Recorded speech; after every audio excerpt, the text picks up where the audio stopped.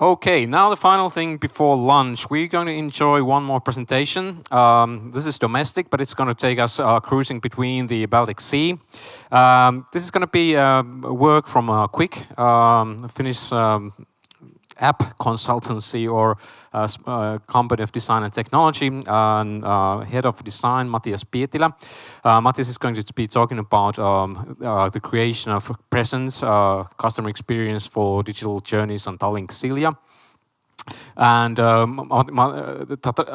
the fingers of Matias were already kind of displayed in one way or the other during the Aurinkomatkat presentation, which Qvik has also been responsible. But now, please welcome Matias Pietilä.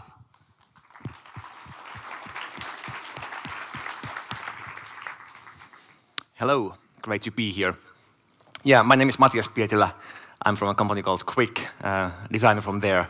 And during the past about 4 years, I have had the opportunity to work with Tallink Silja, the leading cruise operator in the Baltic Sea. And I've been working both hands on and waving different things there, and I'm going to share these experiences with you today. So 2 weeks ago, when I heard from last year that somebody had cancelled and I actually got the opportunity to be here, I promised that there will be 3 concrete stories that I will tell. But now instead of 3 stories, I will tell you 6. So there will be 100% more. Yeah, there will be numbers. So Qvik, like Lassi mentioned, is an agency that does app design and development work for all the cool kids, mostly people who want to create impact with their services. And yeah, many of these are already on stage today, so no need to talk about that anymore. So instead of data-driven process, I'm going to kind of give you hope in a way that even if you don't have a specific strict process in place, even if you don't have the best tools, you can still get some nice results, because that's what we have been doing. So to me, it seems that being driven is more relevant or important than having a process in place. So to give you some context, what Tallink has been doing recently, they have built a new mobile booking system, a new mobile confirmation system, something called My Journey, this travel companion service. They have digital check-in and boarding pass service. They have digital loyalty card. They have new booking chain system and this SSO service that lets you log in seamlessly between all these channels. And then we have a mobile app that ties it all together. So that's what has been built in the past 3 years. And yeah, the topic of the day was seamless journey, so that's what we are trying to achieve with this. So it's this kind of smooth experience from the very early stage of the journey to the actual journey and helping you throughout your voyage. So the first story I'm going to tell is about the value of user experience. So what they wanted to do is kind of start from the top, or the top line for that matter, in the sense that first justify your investment by getting some real financial results, and that way you can then build up new things. So the booking system that Tallink is using for the desktop service is actually pretty good. There's like this third-party study about the effectiveness of different booking systems around the world. We see some familiar names over there. So the one that Tallink has is actually the most efficient one when it comes to amount of clicks and all the other nonsense that you need to do to make a booking. So the way the desktop version works was like a good benchmark for us, that we were told that, don't screw up these principles. These have been proven to work.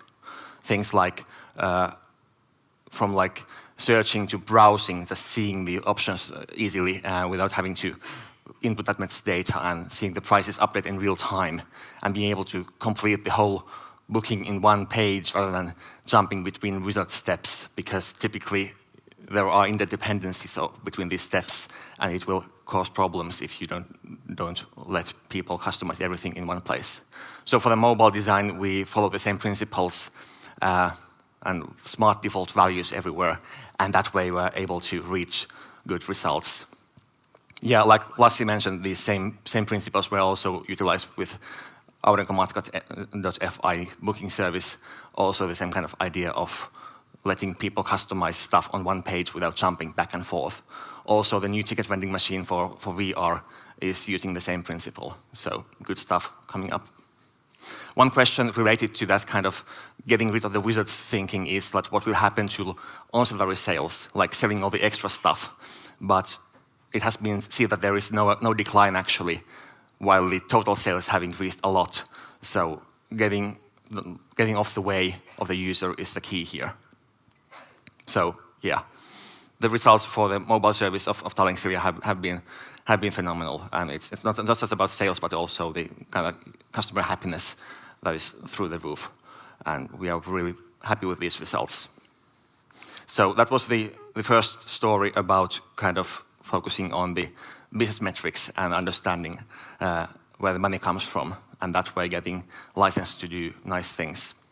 The next thing then is to kind of know what to build, how to use data to concentrate on correct things and prioritizing your backlog. So once upon a time, we were designing the user interface for selecting a day trip. Day trip is something that Tallink is selling between Helsinki and Tallinn. If you book 2 shuttle trips that happen on the same day, you get a day trip discount. And there were different kind of iteration based on the desktop version of how to solve this thing. And we noticed that we need to show prices faster, and we have to make it easier to switch between the products. And there was another version that had the prices availability immediately available, but it was like really messy when we were trying to explain all the differences of these trip types. So we could have a menu that kind of explains you. We have more room to show you stuff, but that's another step, and people don't know how to open the menu. And all in all, it seems that the issue is actually with the product itself. Like, people don't understand what a day trip even means. They are not actively looking for something like that. The benefit of such thing is that it is easier to compare the prices if you know that you want to have a day trip. So that's what it looked like on the desktop back then.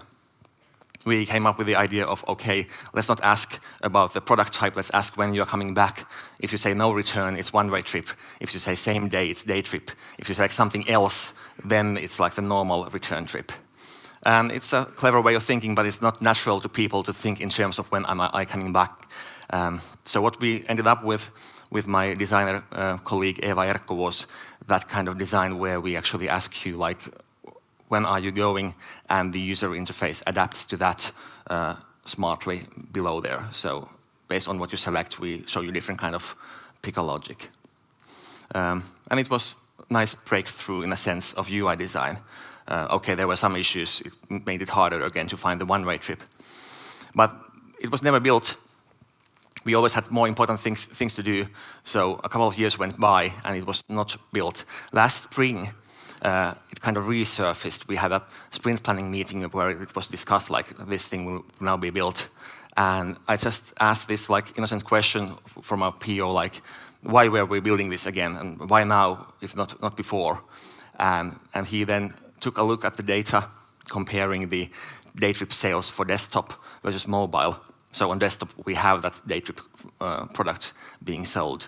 And he actually noticed that, okay, we are already selling more day trips on mobile than on desktop, so there actually is no need for this functionality.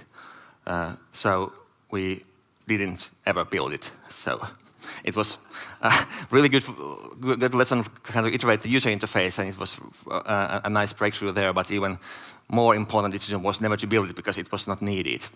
Okay, we could have built it earlier, but so it goes. People talk a lot about A/B testing, and sometimes you can do it by accident. One big topic for mobile apps is how to get the permission to send you notifications. On iOS, you can only ask that question once, so you really have to plan how to pop out the question. If you do it the way it's on the left, where you just show the default dialog right at your face on the first time you open the app, or if you have a way that it's basically part of the feed that you are scrolling and it's not getting to your face, and it has justification and all that. So we see 70% points difference here. So people say yes 19% of the times to the left one, and 94% of the times for the right one. So it's pretty huge, in my opinion. The basic takeaways are correct timing, justification, and then priming with a soft button. So you only show the actual dialogue for people who have said enable in that priming dialogue. But yeah, the sad thing here is that it was not so that we first did the A variation and then we kind of A/B tested and did the last one. Rather, we started with this that was working well. And then accidentally one developer changed it in a way that it became the other one. And me being like a sensitive designer, I was angry at this, like, why did they change it? You know, it's not the way I specified it. But because saying that you kind of hurt my feelings is not a good argument, I rather took a look at data to see that actually there was a huge difference. I would never have imagined that difference to be that drastic that it actually was. But yeah, at least we got validation that we were right to begin with.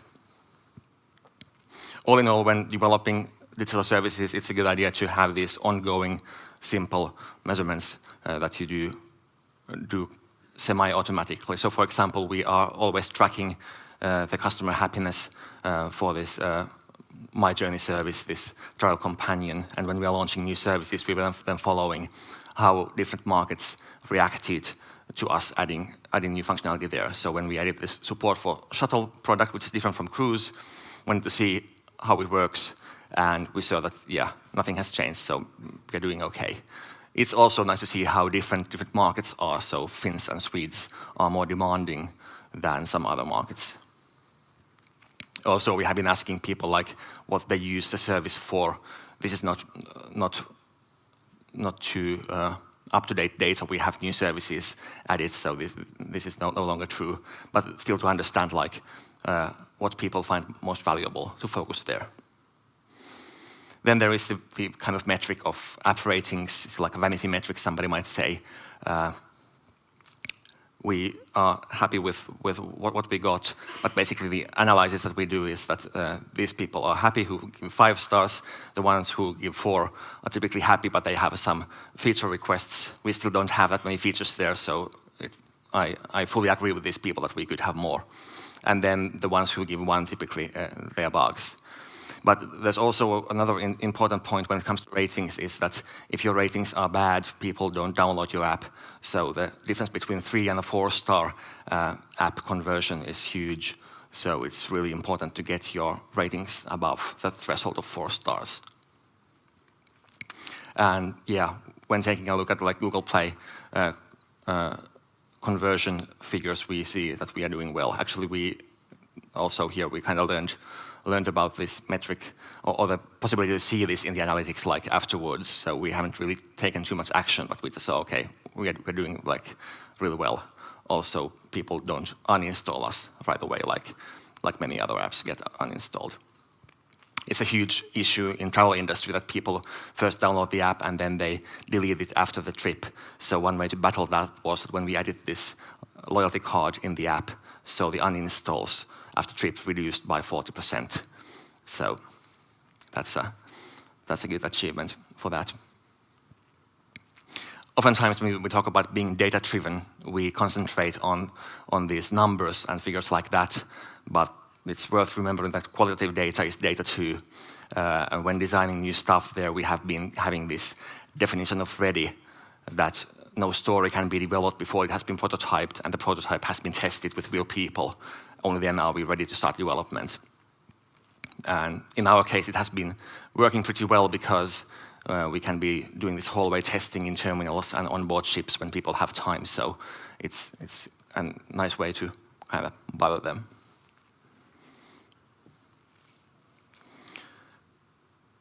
All right. The next story is about solving the correct problems. When we were asked to think of improvements for the way people log in to Tallink services, one of the data points we started with was that I forgot my password is among the top 10 pages on the website. There are multiple reasons. They had a pretty nasty way of managing that. They had like user names that you cannot choose yourself, and it's not your email address but something else, and passwords that don't allow you to use all the characters you would like to use, and when resetting it they wouldn't let you kind of do it yourself, but they assigned you a new one, and all those things lead to this kind of situation that people never know what they are doing. So we were said that, whatever you do not ask for a password. The end result was this kind of smart field where you can enter anything. So you can enter your, you can enter your phone number there, you can enter your email address there, you can enter your Club One loyalty number there, whatever you enter there. We then, behind the scenes, try to mix and match who you maybe are, and if we find you, we just send you a link with which you can log in. It still has some issues that haven't been addressed there, but we can already see the result. So this is the visits on the page, password forgotten, before and after launch of this SSO service. Let me zoom a bit so you see.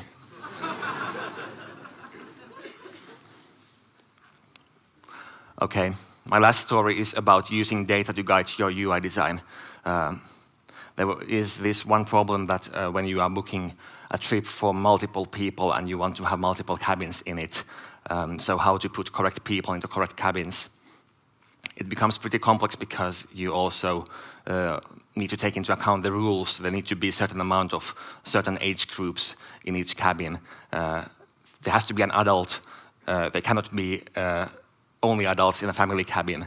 If you have loyalty members with different tier levels, they will reduce that specific cabin's pricing and all that. It's a mess. So currently, the solution has been the same like with the day trips, that let's do it later. But people still have that need. So we had a workshop where we were investigating the matter, and we took the bookings from last month that contain multiple cabins as the kind of data set that we were investigating to begin with, and understood that, okay, average cabins in such a booking is 5, and the mode is 4, because there are some bookings that have like a huge number of cabins, like 78. So we can optimize for the default cases smartly. Also, we understand that maximum cabin types in one booking is 3, and only a small amount of bookings have multiple kinds of cabin types. So we are not designing a solution for a need that won't exist. That, what if I want to have five cabins of different type? No, you don't. So we don't focus on that. Okay, we had a nice UI drafts for this kind of tool, but we also, kind of as a side effect, came up with an improved algorithm that actually solves most of or many of the needs already without us having to even develop anything new. So currently it works so that when you add your people there, you will add them in order based on age groups. And here the colors now are representing 2 different families. So you start by putting your own name typically first, then your spouse, then the other family, and you put the kids in the order as well. That's what people are doing. And now the way the system works is that it first fills the cabins so that there are adults. So it takes the 2 first adults and puts them into different cabins. And typically that was the first couple that was now split. And then it takes the next ones and puts them like this. And then it fills the rest of the cabins with kids. And yeah, one customer said nicely that you always get a wrong man, but sometimes you win.